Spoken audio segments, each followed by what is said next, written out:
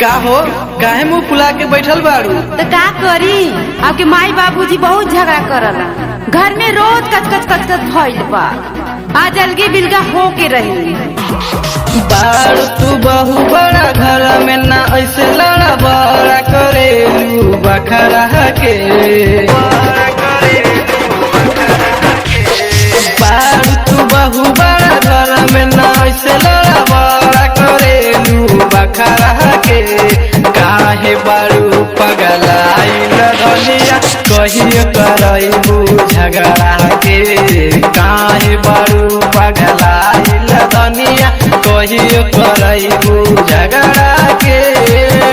बूढ़ी बूढ़ा के समझा दी, न तो इज्जत पानी छोड़ब नहीं। का दिन रात कचर पचर कैले रहलू हो? हमार पास सुना। टूटल नसीब हमर शादी से कैनी, तोरा जैसन में घर के घर में ले आईनी। ऐसे घरवा में करे लगलू खेला, एही से दुआरा पे जुटल बाटे मेला। टूटल नसीब हमर शादी से कैनी, तोरा जैसन में घर के घर में ले आईनी। ऐसे घरवा में करे लगलू खेला, एही से दुआरा पे जुटल बाटे मेला। लाज न शरम बाटे मूड तोहर गरम बाटे, काहे ले गाँव के सहारा के। काहे बारू पगलाइल धनिया कहियो करैबू झगड़ा के। काहे बारू पगलाइल धनिया कहियो करैबू झगड़ा के। जब हम इतना बेकार बानी तो का कर हमसे शादी कैली है?